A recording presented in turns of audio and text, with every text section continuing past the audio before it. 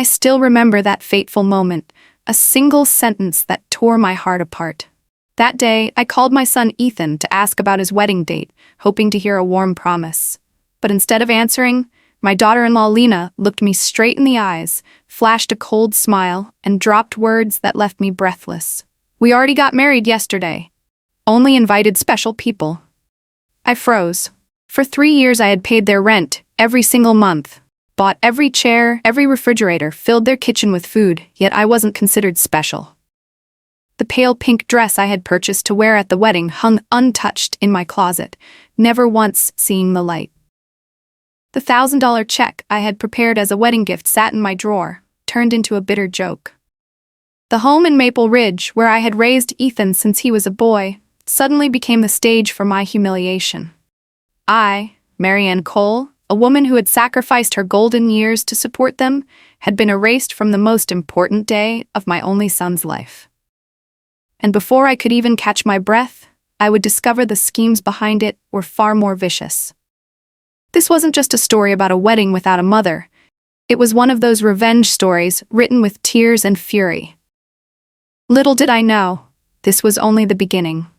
My name is Marianne Cole, 72 years old, a widow living in Maple Ridge, Wisconsin.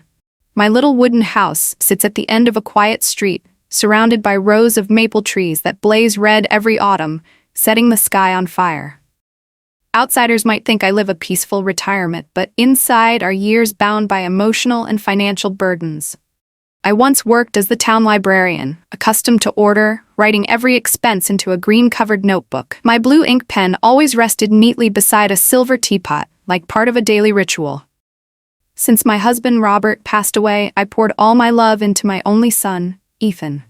He used to be such a sweet boy, hugging me each night and saying I was the best mom in the world. But as he grew older, Ethan struggled to find stable work.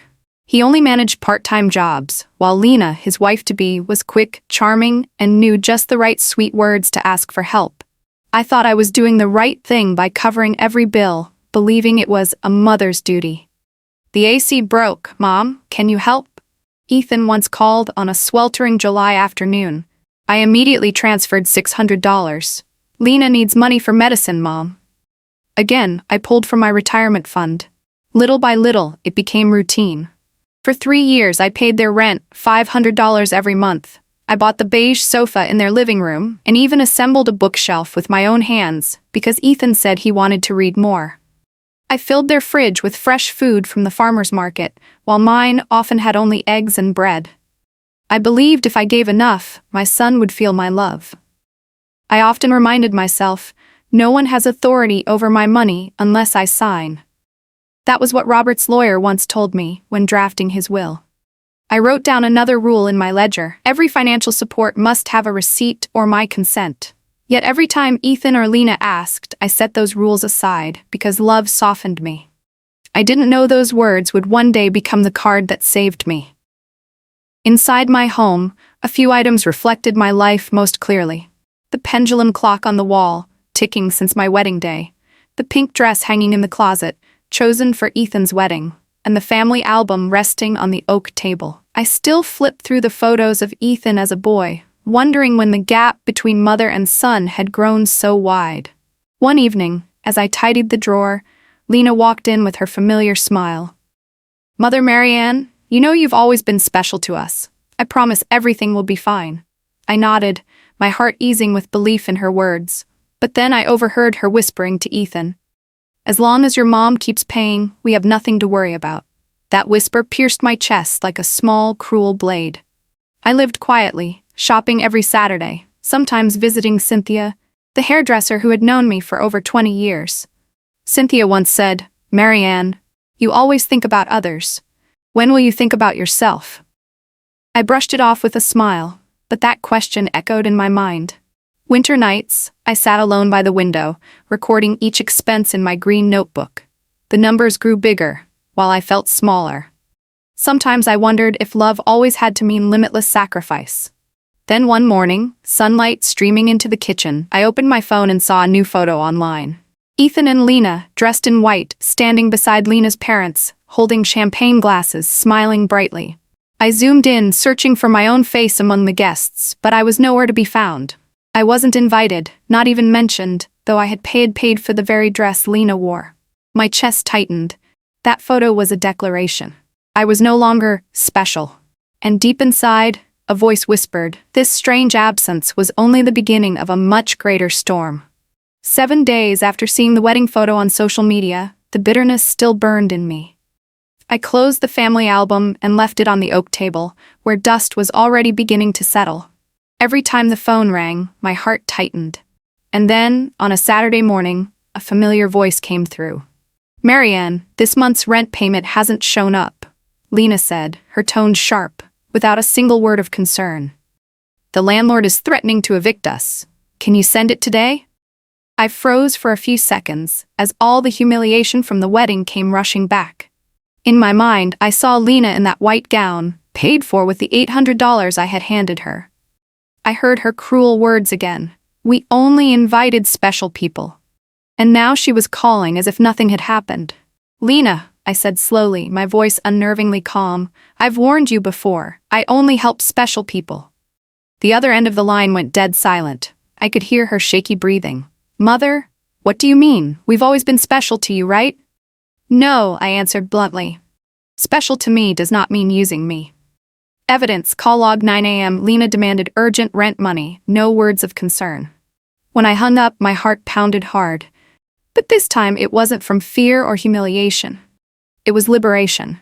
I knew exactly what I needed to do. I put on my coat, grabbed my purse, and walked straight to the bank.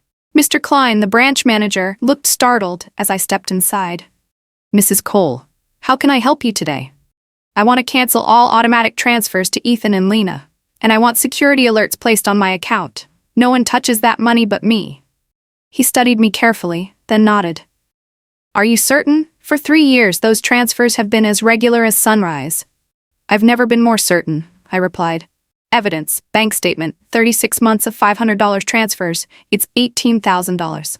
As I signed the cancellation, my hand trembled, but not from doubt. It was the tremor of someone breaking free from chains worn too long. That afternoon, a message from Ethan appeared on my phone. Mom, I heard you canceled the transfers? Is there some misunderstanding? Lena and I are struggling. Evidence text message, 2:14 p.m. Ethan. Mom, please don't do this. We need rent money now. I didn't answer. I deleted the message, leaving the screen blank. For the first time in years, I chose silence instead of rushing to rescue. That night, I opened my green ledger and added everything up. Rent, $18,000. Groceries, $7,200. Holiday, birthday, Christmas gifts, at least $3,000. AC repair, car, medicine, nearly $5,000. More than $33,000 in total. All drained from my retirement savings, from the money Robert had left me. Tears spilled down my cheeks. But these weren't the usual tears of sorrow. These were tears of fury. Robert, I whispered to my late husband's photo, I was such a fool. I let them turn me into a walking ATM, but starting today, everything changes. I sat before the mirror, staring into my wrinkled eyes, and there it was, a glint of steel, a resolve I hadn't seen in years. I knew this was only the beginning. I had slammed one door shut, but deep down I sensed that on the other side, Ethan and Lena would not take it quietly. They would not stop. They would do worse, much worse, to protect the stream of money they had come to see as their lifeline. I whispered to myself as if warning my own reflection, but worse was coming. The very next morning, as I sat by the window sipping my coffee, the doorbell rang. I opened it to see Ethan, Lena, and a man in a gray suit holding a leather briefcase. They walked in as if my home belonged to them. Lena crossed her legs on the beige sofa I had bought and gestured toward the man. Mother, this is Attorney Fisher. He's here to help you manage your finances better. We know you've been a little confused lately. Confused? I snapped. I simply canceled the transfers. Ethan cut in, his voice low and insistent. Mom, don't fight this. You're hurting yourself. Just sign, and we'll take care of everything.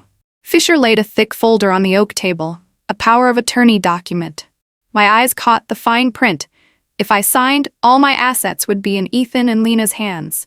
My heart pounded as I remembered Robert's words years ago. No one has control over your money unless you sign.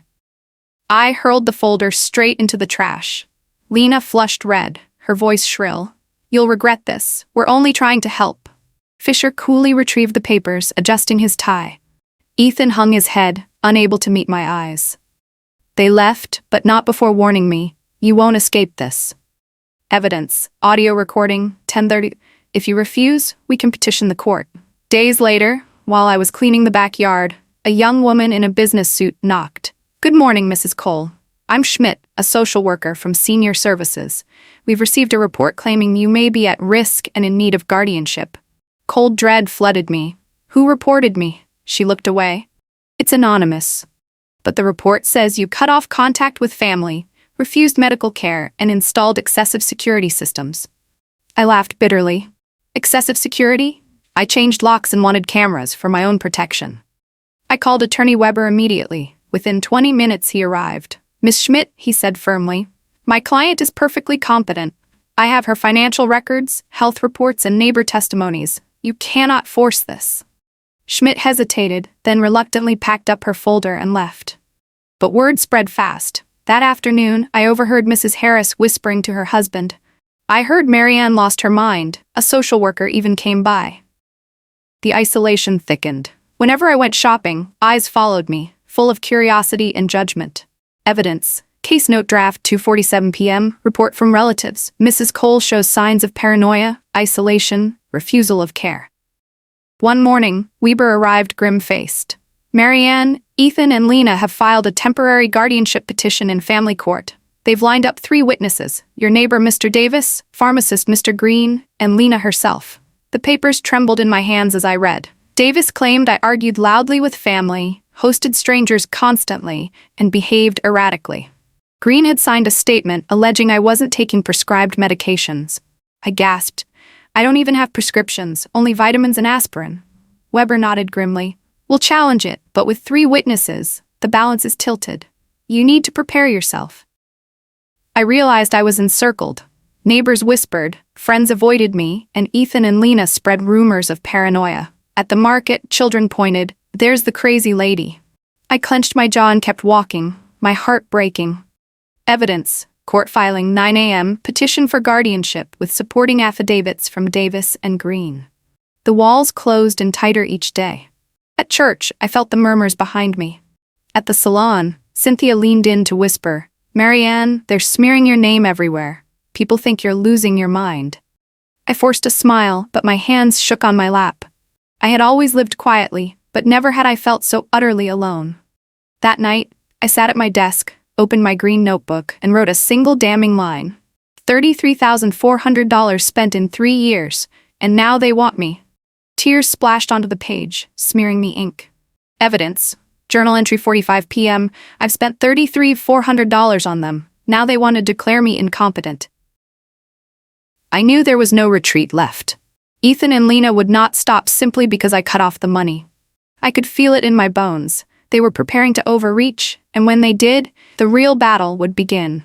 I thought that after being pressured into signing the power of attorney and enduring the failed wellness check, things might calm down. But I was wrong. Those were only the opening moves. The real plot, the one simmering beneath the surface, was about to emerge. And this time, I saw clearly they would not stop until they had taken everything. One gloomy afternoon, Attorney Weber entered my home with a grim face. "Marianne, we have a serious problem. Ethan and Lena aren't stopping with the guardianship petition. They've hired a full legal team specializing in guardianship cases. The mastermind is Lena. She's gathering witnesses, scripting testimony, even fabricating records." My body froze. Weber set a thick file on the oak table. "They're building a case that you're paranoid and a danger to yourself." Evidence, internal memo, 10:15 a.m. Law firm Fisher & Associates. Client Lena Hart insists on pursuing full guardianship. Strategy, depict subject as paranoid, isolate her from community, secure affidavits. I clutched the memo with trembling hands. This was the hidden engine, the long game Lena had been crafting. The 3 years of money I poured into them had only been a stepping stone. She didn't want a few $1,000s for rent. She wanted control over my estate, my freedom, my very future. A week later, a summons arrived from the county court. The witness list made my head spin. Alongside Mr. Davis and Pharmacist Green, there was a psychiatric note from Dr. Lehman, claiming I had refused evaluation, showing signs of decline. I had never even met him, yet my name appeared in his report. Rage shook me. I never agreed to any exam with this Lehman. Weber nodded solemnly. Correct. They twisted your refusal of a meeting they arranged into proof of non-cooperation. It's a common tactic. I felt as though the world had turned against me. Neighbors whispered, acquaintances avoided me, and in official records, I was painted as a deranged old woman. Sitting in my kitchen, staring at the green notebook with its cruel figure of $33,400, I felt small, pitiful, defeated. Evidence, psychiatric note, 3:40 p.m. Subject Marianne Cole, refused evaluation. Non-cooperation indicates cognitive decline.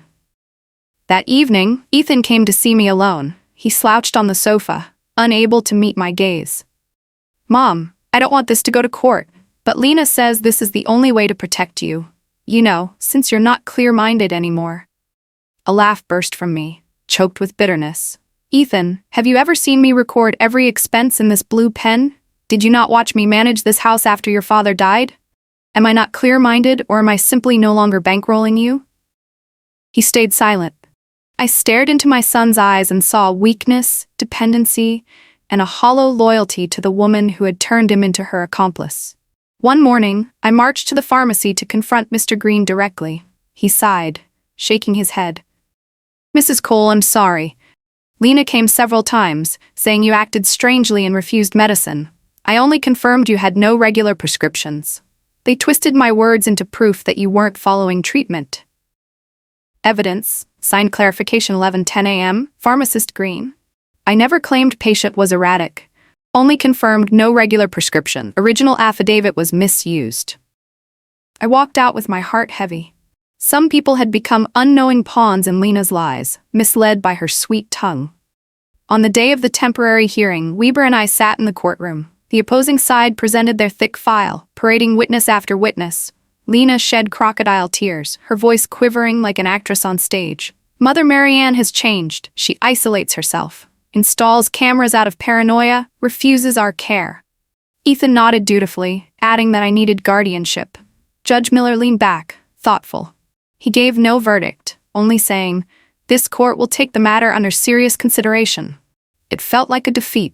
The world had turned its back on me, and I stood at the edge of losing my freedom. On the way home, I sat in silence.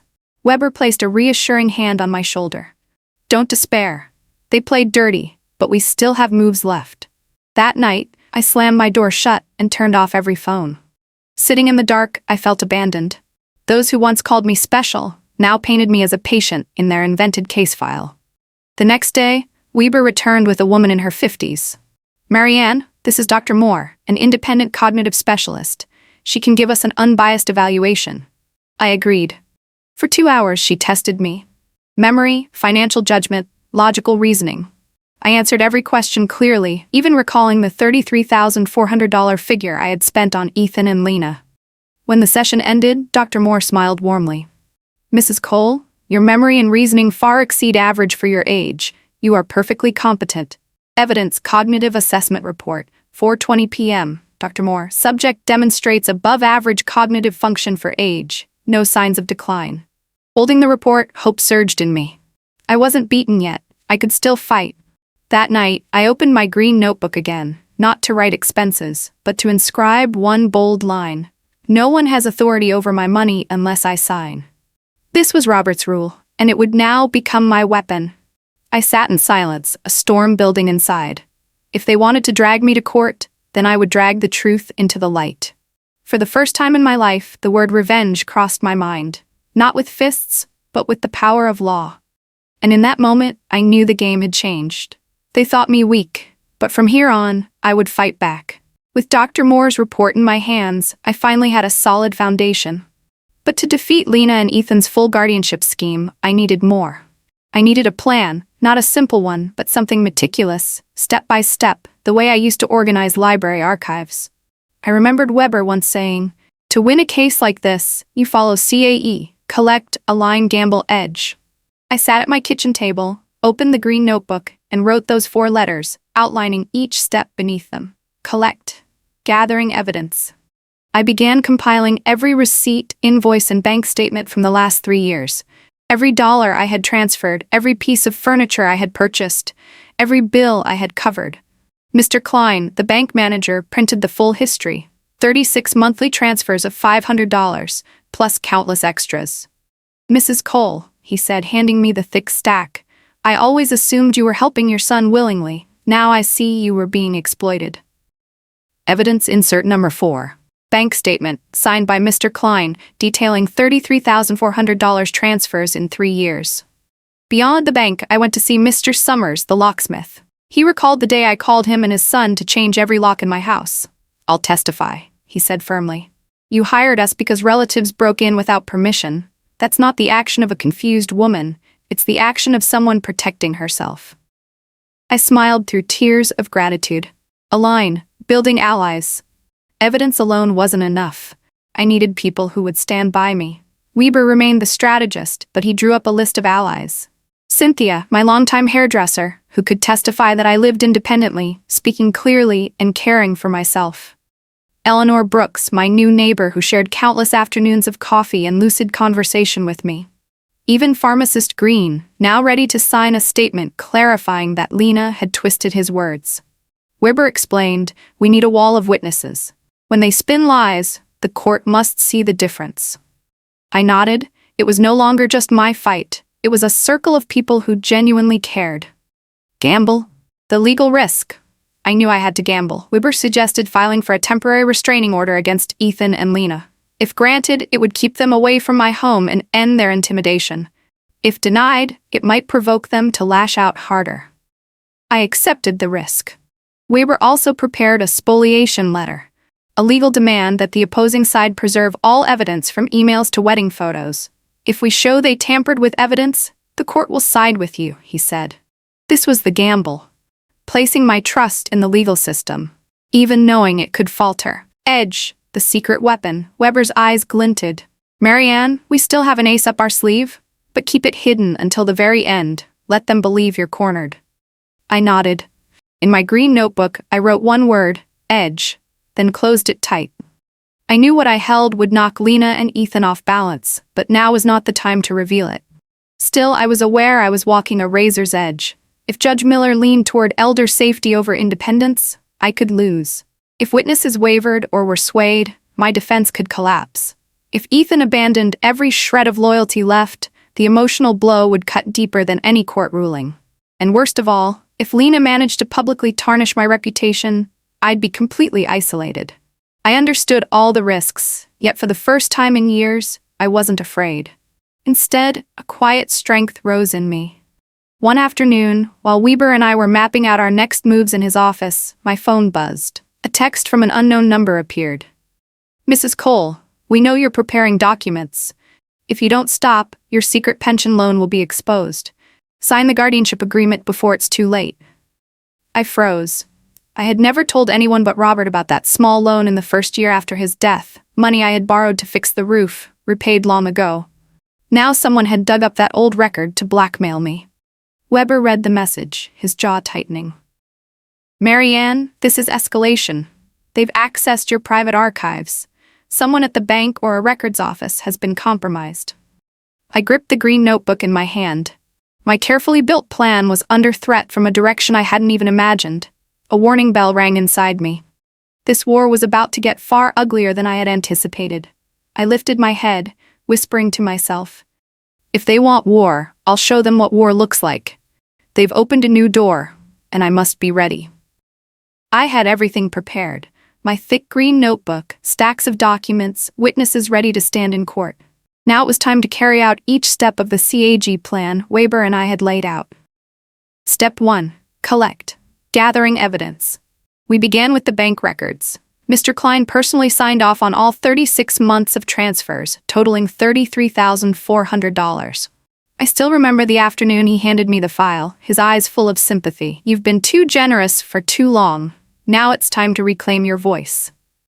Evidence insert number 4. Bank statement certified by Mr. Klein. 36 transfers totaling $33,400, with signatures and dates. Next, I secured receipts from Summers Lock and Key. He still had the invoice from the day Ethan and Lena barged in, and I changed all the locks. His son, Ethan Summers, confirmed installing the security cameras for me. These would prove I was protecting myself, not acting paranoid. Step 2. Align. Building allies. Weber called Cynthia, my longtime hairdresser. She gladly agreed to testify. Marianne is perfectly fine. Her memory's sharper than mine. She remembers details about books, prices, even gossip around town. Eleanor Brooks, my new neighbor, also agreed to tell the court about our daily coffee chats. Together, they would paint the picture of a woman who was anything but confused. Pharmacist Green signed his correction, admitting Lena had misled him. I saw the shame in his eyes, but I smiled gently. What matters is you were brave enough to set the record straight. Step 3. Gamble, legal risk.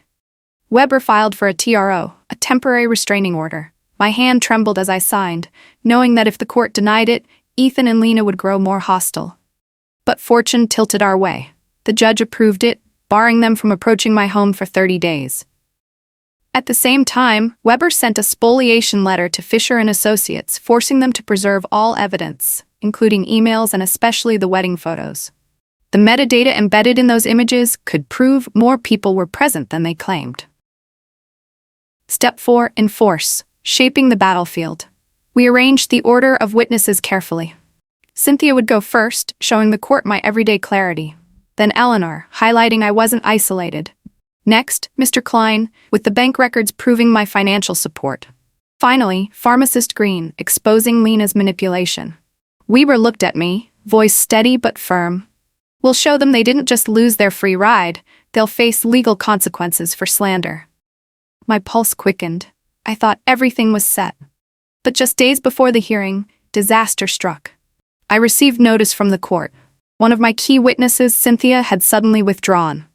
In her brief letter, she wrote she'd been warned by certain people that if she testified, her salon would be targeted for tax audits and lose clients.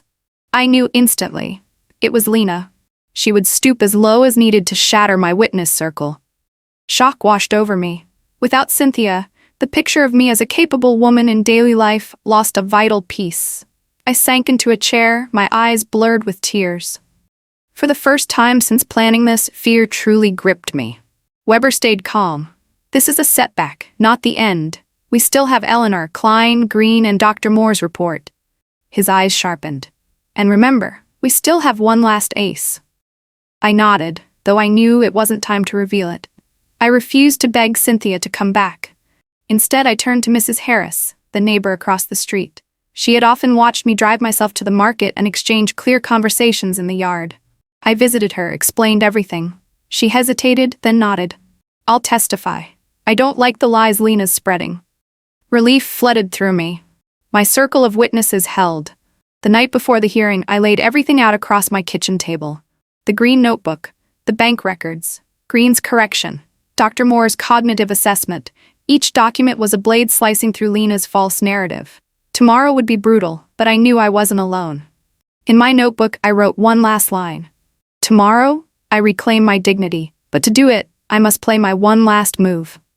In the darkness, I whispered to myself, my voice steady with resolve, they'll never see it coming.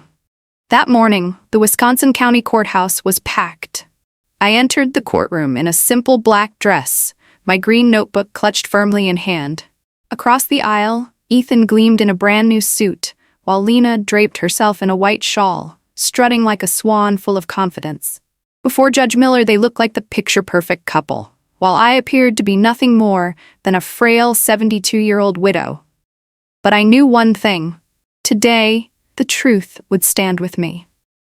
The prosecution's performance attorney Fisher stepped forward, his voice steady and low. Your Honor, Mrs. Marianne Cole has displayed clear signs of cognitive decline. She severed ties with family, refused medical care, and mismanaged her finances. Her family merely seeks to protect her through proper guardianship. Lena's tears spilled on cue as she turned to the judge. She's like a second mother to me. Watching her lose clarity. It breaks my heart. Ethan nodded solemnly. I only want my mother to be safe. The gallery buzzed with murmurs. I sat quietly, squeezing my green notebook, hearing each false word like a blade cutting into my back. The defense strikes back then. Weber rose, his voice echoing through the chamber. Your Honor, What we have here is not protection. It is exploitation. He held up evidence number 1, the call log, a recording of Lena demanding rent money right after the wedding. Evasek, my voice was clear. I only help special people. Lena's fumbling reply was undeniable. The murmurs shifted. Next came evidence number 2, the audio recording, 10:32 a.m. Fisher's own voice caught saying, "If you refuse, we can petition the court." Weber turned to him, booming, "Is that protection or coercion?" Fisher blanched, lips pressed tight. Then Weber presented evidence 3, the psychiatric note by Dr. Lehman. He smirked coldly. "This report is based on an examination that never happened. It twists a declined appointment into a diagnosis. This is not medicine, it's fabrication." Finally, Weber dropped evidence number 4, the bank statement certified by Mr. Klein, $33,400 in 3 years. Your Honor, an incompetent woman could not manage 36 months of flawless transfers. This proves Mrs. Cole is fully capable. What it proves about her family is dependence, utter, parasitic dependence. Witnesses speak. Eleanor Brooks stepped forward, her voice clear. "I drink coffee with Marianne every day. She remembers everything, down to my dog's name. A senile woman cannot do that." Then came Pharmacist Green, face flushed with shame. "I signed a note confirming she had no prescriptions." Lena twisted that into evidence she was refusing treatment. "I must correct the record. Mrs. Cole is perfectly healthy." The room stirred with indignation. Lena lowered her head, hands trembling. The secret ace revealed. Weber gave me a nod. I rose, a small USB in hand. "Your Honor, I present one final piece of evidence."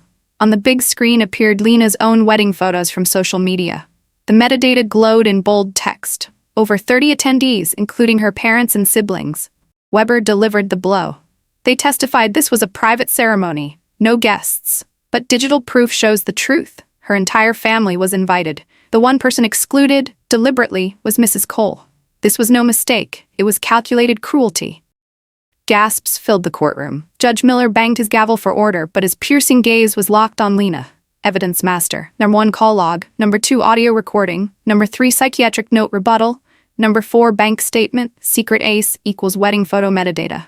The confrontation. I turned to my son, my voice shaking yet firm. "Ethan, do you remember what your father told you? No one has control over your mother's money unless she signs. You betrayed your father. You betrayed me. Worst of all, you betrayed yourself." Ethan's lips quivered. He looked down, silent, unable to meet my eyes. Lena sobbed loudly, but the performance was broken. No one believed her anymore. From the gallery, Mrs. Harris shouted, "Enough, we've seen everything." The verdict. Judge Miller's voice carried the weight of finality. After reviewing the evidence and testimony, the court finds that Mrs. Marianne Cole is fully competent to manage her finances. The petition for guardianship by Ethan Cole and Lena Hart is hereby denied. Furthermore, this court finds the petitioners acted with self-serving intent, fabricating evidence. Court costs are to be borne by the petitioners. Additionally, a 12-month no-contact order is imposed. The gavel cracked down, sharp and final. I closed my eyes as tears rolled freely, not of grief, but of victory. My dignity, once dragged through the mud, had been restored. Justice served, Lena shrieked. "No, this is a conspiracy against us." But officers stepped forward, handing her the restraining order. Ethan stood hollow, his face twisted with shame. They left under the cold stares of everyone present. I rose slowly, my body trembling but my head held high. The gallery erupted into applause. Eleanor wrapped her arms around me. "You did it, Marianne. You got your life back." In that moment I understood. Justice wasn't just a ruling on paper. It was the return of dignity to someone who had been treated as nothing more than a shadow. Today, justice had truly been served. But deep inside, I knew this wasn't the end. As I stepped out of the courtroom, I caught Lena's eyes. They burned with hatred, smoldering with unfinished vengeance. And I whispered to myself, if they have one last move left, I'm ready. The court's verdict fell like a hammer blow on my family, leaving cracks that could never be mended. Ethan and Lena left the courthouse in utter disgrace. Word spread quickly across Maple Ridge that they had tried to fabricate stories to seize their own mother's estate. Whispers circulated at the farmer's market, in the corner cafe, even within the church pews. What kind of son sues his mother? And that daughter-in-law, how can she even show her face? Their landlord, having heard about the trial, refused to renew their lease. They were forced to move into a shabby apartment on the edge of town, cheap, damp, and far from the life of comfort they had come to expect. Lena, for the first time in years, had to take a full-time job at a low-tier law office. Ethan, long accustomed to being carried by others, stumbled through part-time shifts bussing tables at a restaurant. The steady stream of my money was gone. The rumors of their scheme spread far beyond Maple Ridge, leaving them shunned by extended family and cut off from the community they once pretended to belong to. As for me, with peace restored, I made the choice to sell the suburban house that carried too many painful memories. I moved into a bright apartment near downtown Madison. From my balcony, I could see the park, where children played and elderly couples strolled hand in hand. I began attending weekly art classes, reading aloud to children at the library, and joining Eleanor in the garden club. For the first time in years, I spent money on myself without guilt. I bought a new dress, had my hair dyed, and when I looked into the mirror, I saw a different Marianne Cole. Lighter, freer, a woman finally living for herself. Yet I didn't close my heart completely. One afternoon, months after the trial, Ethan appeared quietly outside my new apartment. He was thinner, his eyes tired but no longer hardened. "Mom," he whispered, "I'm sorry." I stayed silent for a long time. Two emotions fought within me, anger at his betrayal and sorrow for the boy who once clung to me, calling me his hero. At last, I said, "Ethan, I can't go back to the past, but if you truly want to start over, you'll need to learn to stand on your own 2 feet." He nodded, tears slipping down his cheeks. I knew redemption would be a long road, but at least he still had a chance. That night, I opened my green notebook one final time and wrote, "I lost much, but I found myself again." And I understood, from this moment forward, my life had entered a new chapter. A chapter of freedom, of dignity, and of days lived fully for myself. Family bonds are not an unlimited contract of financial support. Boundaries protect dignity. The law protects the truth. If love only exists when money flows, then the bravest choice is to love yourself enough to say no. Marianne Cole's story is more than just a legal battle.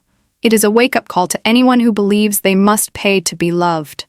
Marianne lost 3 years and over $33,000 to learn a painful lesson, but she rose, reclaimed her freedom, and most importantly, regained her right to be respected. And what about you? If you were in Marianne's shoes, betrayed and manipulated by your own flesh and blood, would you stay silent and accept it, or would you fight back? Do you believe that sometimes saying no is the strongest way of showing love to yourself? If this story touched your heart, don't forget to hit like, share it with friends, and subscribe to True Revenge Stories so you won't miss more gripping journeys of justice. Every day, we bring you raw, emotional revenge stories, tales that not only make you gasp, but also inspire you to find the strength to stand up for yourself. You can also explore more videos in our playlists, a collection of true-to-life stories packed with valuable lessons about boundaries, trust, and the fight to reclaim dignity. So, what do you think? In your own life, have you ever had to say no to someone in order to keep your freedom and self-respect? Leave a comment below. Your story might just become the inspiration someone else needs.